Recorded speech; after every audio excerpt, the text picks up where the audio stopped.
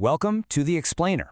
Today, February 2nd, 2026, we saw a massive shockwave rip through Asian financial markets.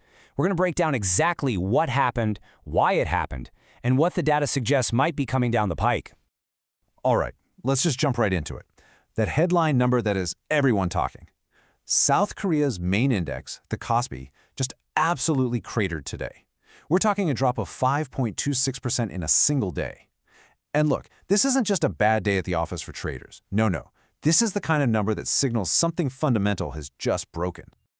And it wasn't just a South Korean story, not by a long shot. This was a wave of selling that washed across the entire region. The KSI 200 futures took an even bigger hit, and then you saw Hong Kong, Shanghai, they all followed right off the cliff. I mean, just look at the sea of red. It's screaming one thing and one thing only: synchronized region-wide panic. Okay, so the big question is, why? What on earth could cause a drop this severe, especially in South Korea? Well, the analysis points to a real perfect storm. We're talking about a powerful one-two punch of policy shocks that hit the market at the exact same time. So here are the two core catalysts that just collided. First, bam, out of nowhere, a massive 25% U.S. tariff slapped on all South Korean auto exports. That's a direct shot at the heart of their economy. And then, second, you get the news of a new, very hawkish nomination to the U.S. Federal Reserve. And what does that signal to the market? It's basically a giant flashing sign saying the party's over, the era of easy money is done. You know, that U.S. tariff, it wasn't just another trade policy tweak. It actually triggered something the theorists call a Dukian shift. And what is that?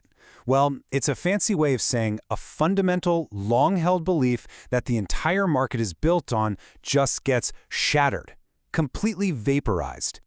And that is exactly what we saw today. Think about it. For years, the core idea was that South Korea is this super reliable, frictionless place to build things for the world. Well, today, that idea was just thrown out the window. The rules of the game completely changed, which means all those complicated models investors use to value companies, poof, they're instantly worthless. When that happens, what do you get? You get raw, unfiltered panic. Okay, now let's talk about that second catalyst, that big shift at the Fed. This ties right into a concept called malinvestment. The idea is actually pretty simple. Imagine for years and years money's been super cheap to borrow. Well, that encourages people to invest in all sorts of stuff. Projects and companies that honestly probably wouldn't make sense if money wasn't so cheap. Right. And the nomination of Kevin Warsh, who is known for being really tough on inflation, was basically the pin that pricked that giant bubble. The market saw that and immediately thought, okay, the party's over, the cheap credit is gone. This is what they call an Austrian bust. That massive 5.26% drop we saw, that was literally the sound of all those questionable investments being sold off at once.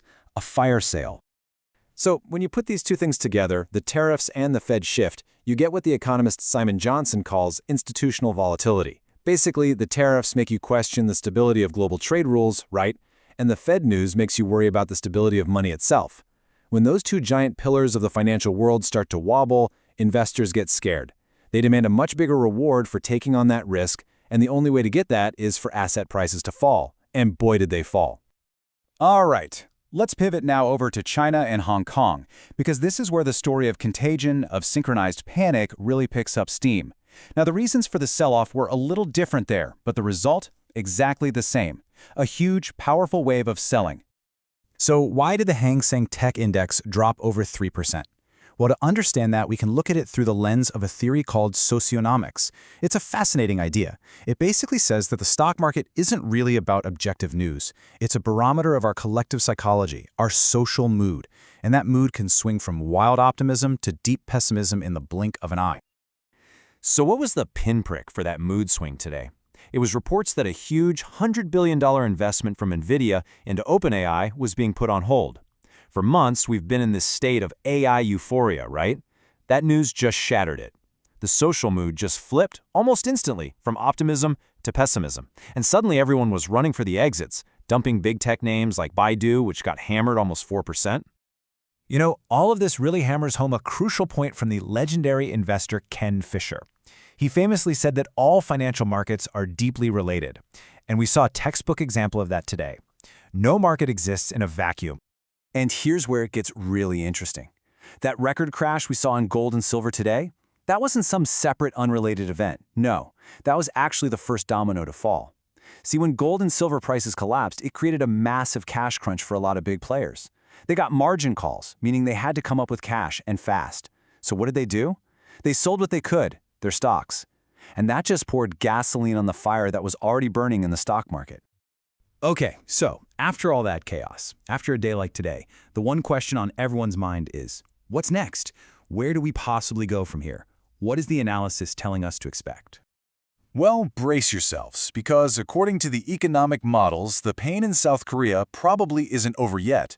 The forecast is actually targeting a KOSPI level of 4,750 in the next week or so. That suggests we could see even more downside before things even think about leveling out.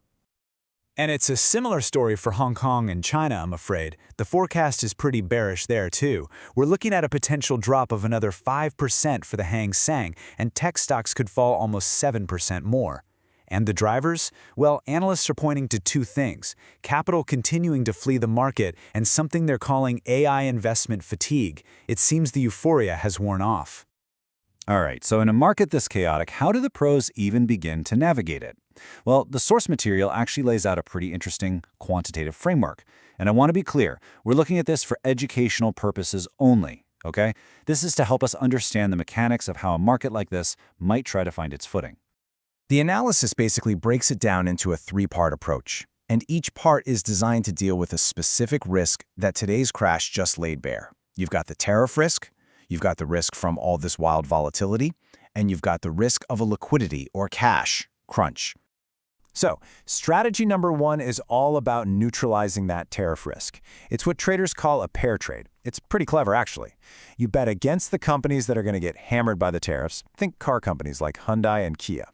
At the same time, you bet on companies that are totally immune, like local telecom or utility companies.